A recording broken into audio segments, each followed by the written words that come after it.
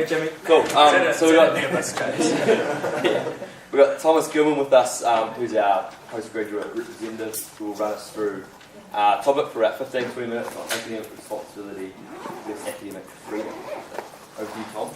Kia ora, and thank you all for being here today, and thanks to Rob for being here as well to answer some questions in a very interesting topic area. So I think we'll do the same as before. We have a couple of preset questions, and then we'll open to the floor after each question for comments and observations from here.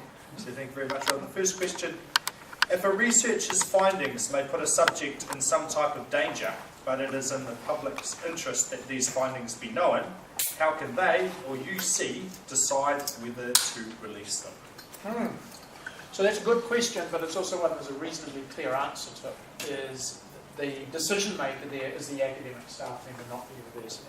So when academic staff do research and when they get their findings, it is theirs to publish, and the university doesn't sit there as a gatekeeper saying, ooh, I don't think so, don't do that, don't tell the world that. No.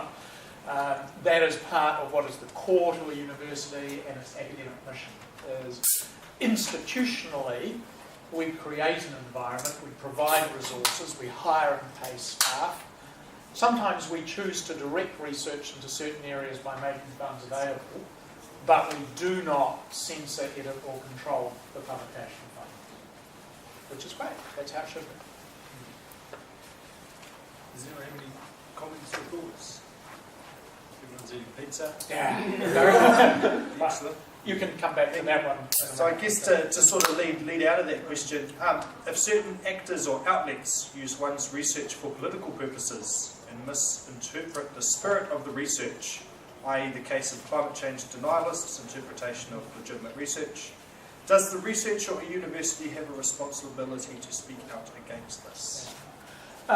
That's a more complicated question. First of all, I think the researcher should always have the opportunity to speak out. The question is more, do they have an obligation to speak out?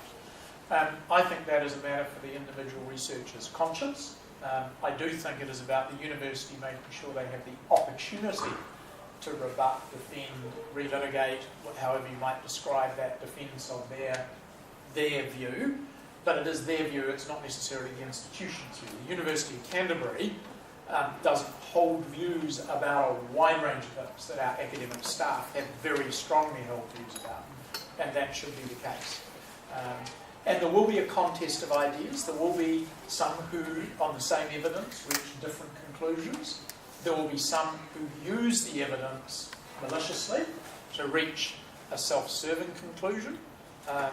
But that is a matter of being transparent and not getting in the way of the researcher who made the original findings being able to explain the context, defend their position, advocate for a different interpretation.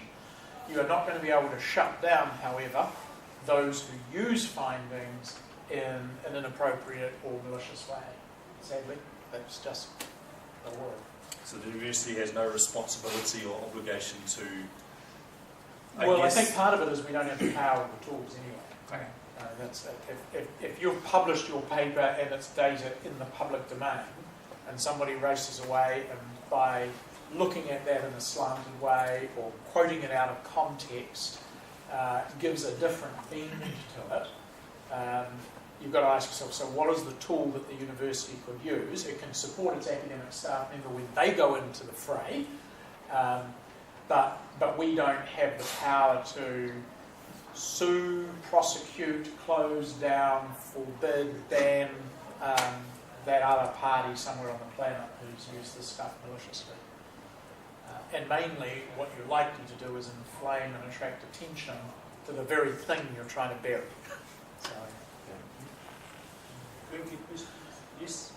So if there was a case where there was a particularly, some kind of findings came out, for instance, someone came out and decided the Earth is flat, and then they're associated with the University of Canterbury, and all of a sudden my degree is worth less because someone's decided that university is now associated with some mad scientist complaining, saying the Earth is flat. The university, while it might have an official stance on that, surely at some stage you're going to try and mitigate the damage with some kind of statement. Yeah, but you'll find that the main statement the university is likely to make is to defend the right of individual academic staff to pursue their research and publish their findings. That the university itself will think that protecting that right for all academics has the risk of protecting it for an academic that may not be worthy of that support, but the price of being selective about which academics you support is huge. Because how do you know whether you're going to be one of the chosen? So I think that's one of those things of how do you do the best by the institution over the long term, and sometimes it's by tolerating the less than perfect in the short term. There's a famous thesis written at this university by a Holocaust denialist, that's what we call them, and that led to quite a lot of angst about, whether that was something the university wanted to be associated with, and that raised exactly the question that you've raised. In the end, the extent of the university's intervention was to ensure that the thesis is available to be read in the library. So it has never been published electronically. But that was as far as the university as an institution was prepared to take a stance on that particular piece of work. Any other questions on that line of thinking? No? A university prides itself as an institution where academics can speak, debate and critique freely, which I think you've explained excellently there. How can UC balance that with ensuring academics are responsible for what they say and don't put the university in disrepute? So I guess dragging on from Harry's question, but more directly the... Yeah, and we do have statements in our codes of conduct, which is this, don't bring the institution into disrepute. It's actually in our student code of conduct, and it's also and we are pretty reluctant ever to call either a student or a staff member out on that around academic matters and academic conduct. Drunken disorderly behaviour by staff or students will generally be regarded as bringing the institution in disrepute, but holding a particular view on an academic matter is not likely to be the kind of thing we would argue would bring an institution into disrepute. And for the reason that becomes one of those things where, there were times when conventional knowledge was found to be wrong, and the people who initiated the it's wrong argument at the start of those discourses were often seen as undermining the present institutional arrangements. And yet history judges them to have been right. I think in that whole context of bringing the institution into disrepute, in my view it would have to be pretty offensive behaviour that causes people not to think the university has a wide difference of views, but the university is essentially not meeting the standards of rigour that might be expected for the conduct of its business, of teaching and research. It's a different kind of conversation. And there'll always be different views about what constitutes good quality research and what constitutes that standard that is required as a minimum standard rather than an average standard or the world-class standard. Any questions? Yes? How about a situation where you have two academics from the same department of school who have very violently different opinions or points of view on a topic, and publishing and having conflict between them? I'd just like to know. I think that's great. I think the more of that, the better. Because that contest of ideas, right? What's the role of the university? It's to protect both those individuals so that they both feel that they are at liberty to conduct that debate in a professional manner. Then that means it shouldn't degenerate into personal abuse, threats and intimidation, all that other crap. But the fact they hold different views and that they've reached those views after thought and appropriate standard of analysis, that should be encouraged. Because then as students in that institution, you get to reach a conclusion about how do you weigh up competing ideas. The world is full of competing ideas. Weighing them up is what we're trying to teach as well as creating the competing ideas. So I think that's exciting, but it can create quite difficult employment relationships between the university's employer and individual staff members, and between individual staff members as well. So that's why you try and maintain a level of professionalism and dignity, not unlike what you hear in Parliament, where you're not allowed to call somebody a liar, but you are allowed to imply that they are liberal with the truth. Yeah.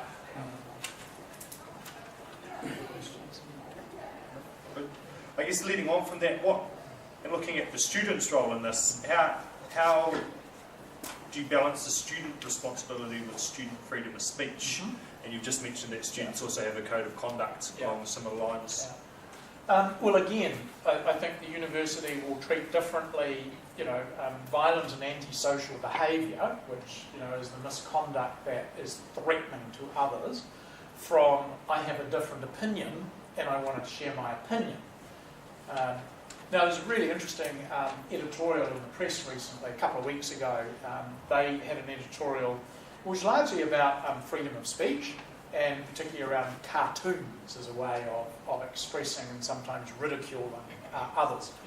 And the editorial, and I haven't got it in front of me, but basically pointed out a couple of interesting things. The first is there is a right to freedom of speech.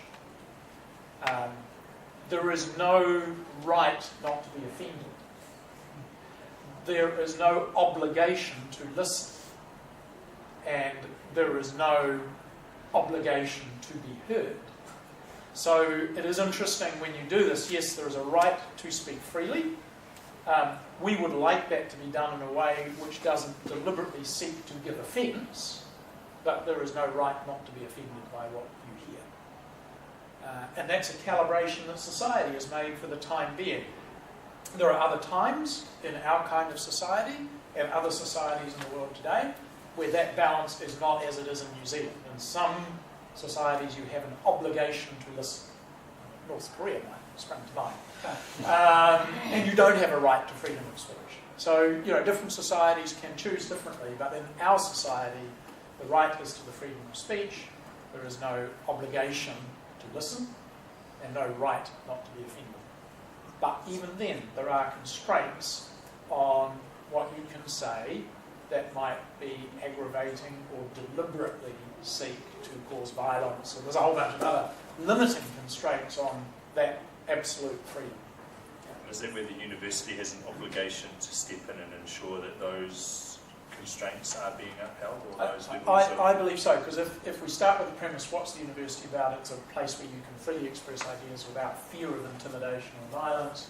Then those who would intimidate are not playing by the rules, and the institution, to protect the environment of freedom of speech, needs to take some action at that point. But it's a pretty high threshold to intervene when the debate is about things academic.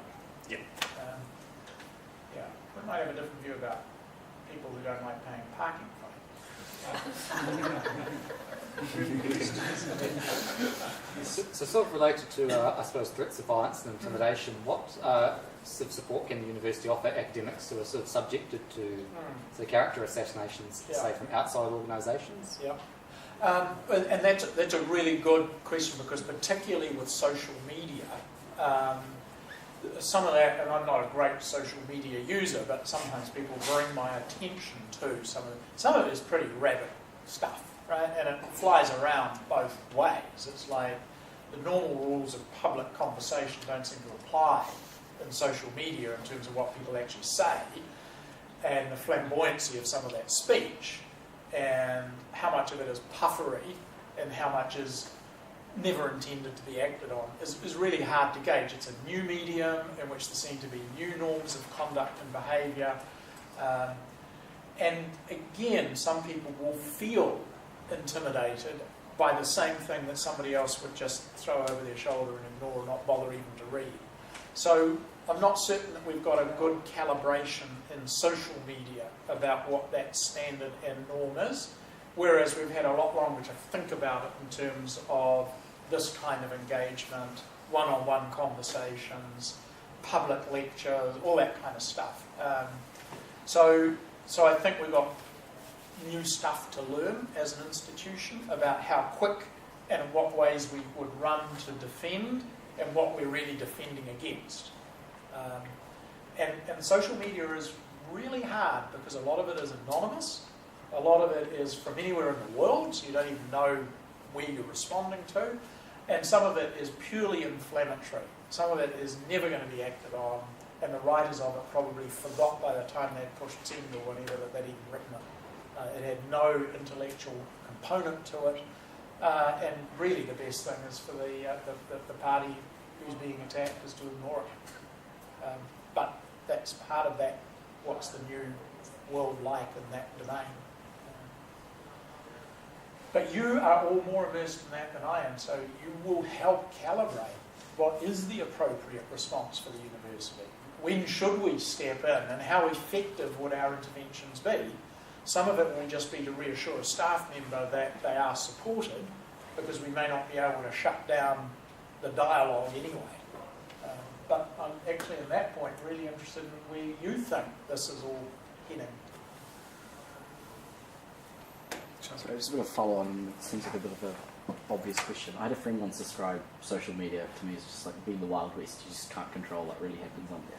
But in saying that, you were talking about code of conduct for employees and students and what you have. Do you see in the future the university as that kind of gets moulded into what is acceptable, what isn't acceptable, to actually including that kind of limitation on your students to say what is acceptable and what isn't acceptable going forward? My natural inclination is I don't want to go there. I think the reality is that policing and enforcing, even if you thought it was a good place to go, would be really problematic. And I think at the end of the day, it's better to learn how that medium works and understand its context rather than try and regulate conduct in that medium.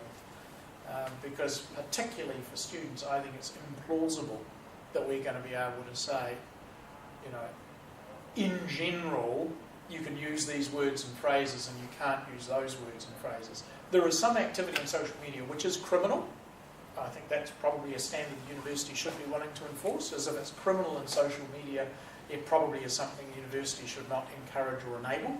So there's one line. But should there be a higher standard than merely non-criminal to which we hold students in their discourse in social media? I don't think so. I really don't think so. Now, should there be a different standard for staff as employees, where we have a employment relationship with staff? I don't think we should allow staff to use social media to bully other staff or to bully students, right? Because I think they have a relationship with us as employer and they have a power relationship with students. So we need to take that into mind. And in that context, social media is just another communications tool.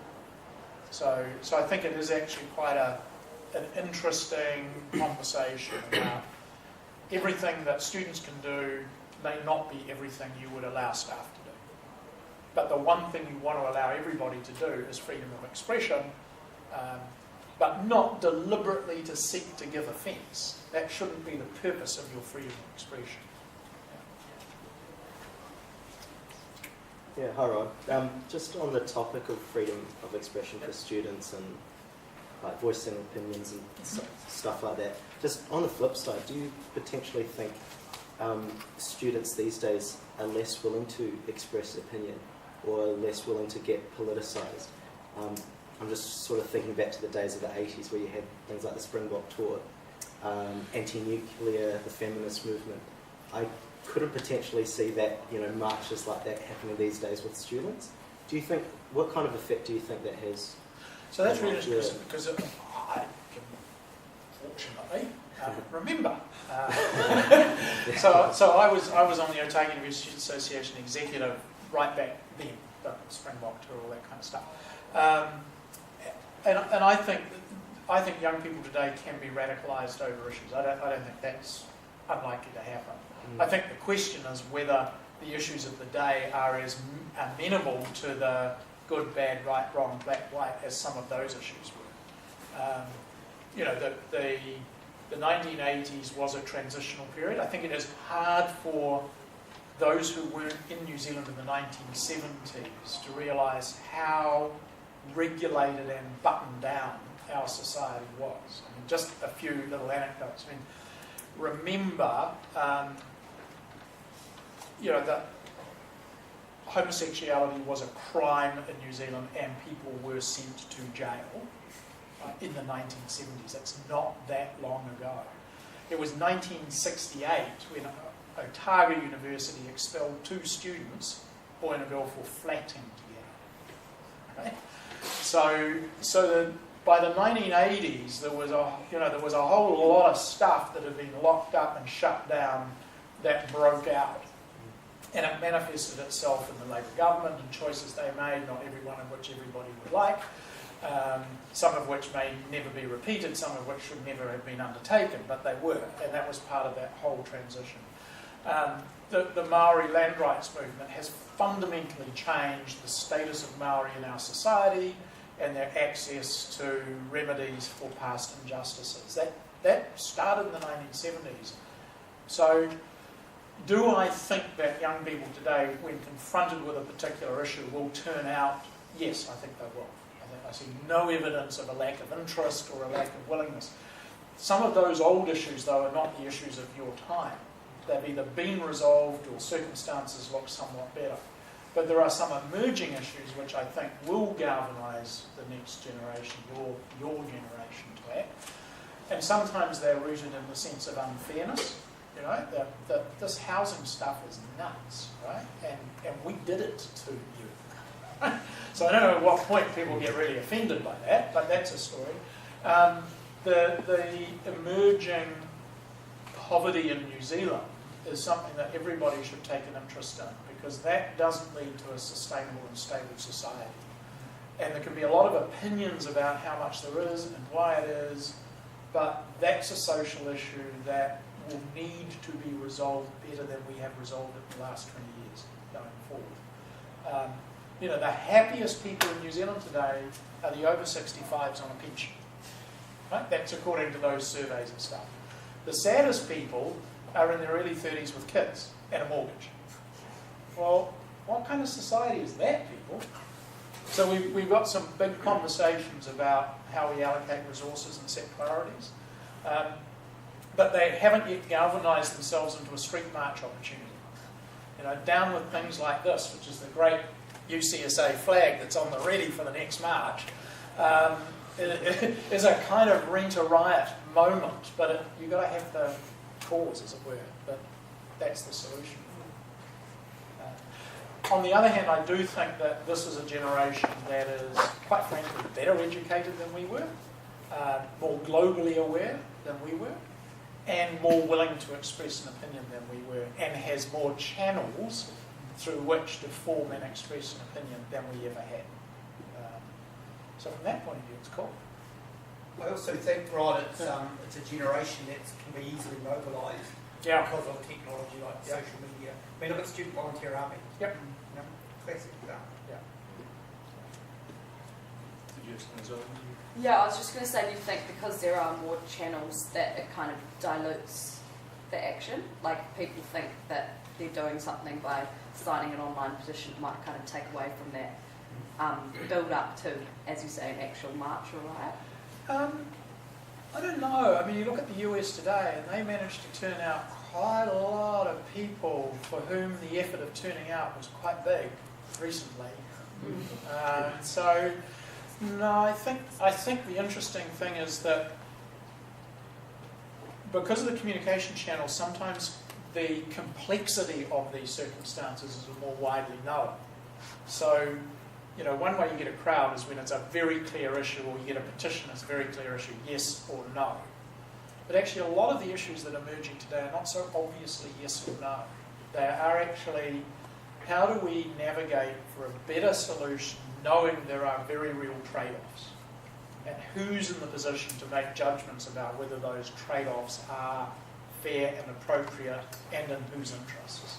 So I think that conversation is a much more sophisticated, complex conversation enabled by the social media and the fragmentation of stories and so forth. But I do think if you find a solution on which opinion can converges, then people will turn out. Yeah. But that's a hard thing to find. So I guess this is slightly divergent from our original topic. Yeah. But what do you think is, in that kind of vein, the best way to make change as a university student? Do you think it is petitioning or speaking out big time or anything like that? What do you view as the best way to actually make a decent change in our world as a university student? As a university student, I'd say the first thing is to have an evidence base, to actually use the skills and frameworks that you're being taught, so that when you go in with an opinion, it's not just an opinion. Now, an opinion is valuable, but everybody's got one. So there's 7 billion people on the planet. There's probably 7 billion opinions. The question is, if you can base your opinion on evidence, then you are more likely to get the attention of decision makers than if you simply say, well, I was given a petition, I ticked the box, I don't quite know what I petitioned for, but I was on that side of the thing, whatever the thing was. It's great. Okay. Thanks for your opinion. But a well thought through argument that is based on evidence will attract the attention and interest of decision makers, who may or may not be able to act on it or may not agree with your evidence, but you increase the probability that they will. We'll move on to the last question if we have time, James. I guess it's trying to draw on what's been spoken about here with the social media and what Jackson was touching on last one there, but what do the technological developments that make it easier for the general public to voice an opinion mean for the future of academic debate? Well, there'll be more of it.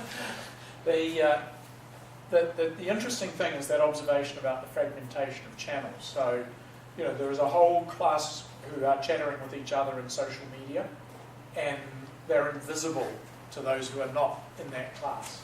Right? So that debate could be fierce and powerful and completely invisible. Equally, there's a whole bunch of people who read newspapers still, believe it or not, and there's letters to the editor, and they're all very articulate, and they have their debate, but if you don't read the newspaper, that's completely invisible to you as well. And then there's another debate in public radio, talkback, whatever. That's a different conversation. If you never listen to public radio and talkback, then you will be completely oblivious to that as well. So I think that, and those are three of many. There's TV stations in the US which, if you watched only Fox TV, you'd have a particularly different view of the world than if you watch CNN or the BBC or Al Jazeera. So this channeling of news, and then the choice you make either to deliberately look outside your normal channels or deliberately choose not to bother, is quite important today. How far does the public debate become broader or narrower? And there is a risk it just becomes narrower because you hang out with people who have the same views as you do. That becomes a big enough group that you think that's the worldview. And then one day somebody pokes a finger through your wall and you go, where the hell did that come from? So I would encourage you to look through media that is not your normal comfort zone and go fishing in some of these other strange places. Fantastic. Any final questions? I guess how would you go about encouraging that? Because I think on the contrary, like you kind of suggested, people are actually narrowing in scope and social echo chambers and people kind of going into their own medium. How would you, I guess, a university environment, how would you use the tools of university to kind of encourage? Well, I think that's exactly the way. You would use the tools of the university to encourage that. So what are the tools of the university? Well, it's to encourage inquiry, right? To say, this may be the prescribed text for my course, but here's some other opinions. Go look at them too. Or, I have an opinion based on my evidence, and this is why I believe this, but other people have got other evidence and believe other things. Go do that. Now, encouraging students to be curious is a really important part of what a university is supposed to do. It does teach you known knowledge, but it has to accept that, particularly based on history, some of the things we think we know for sure turn out to be not so known. And creating skills and capabilities that stimulate that curiosity It isn't about how little do I have to do to get this course grade, but how do I take the opportunity to become educated about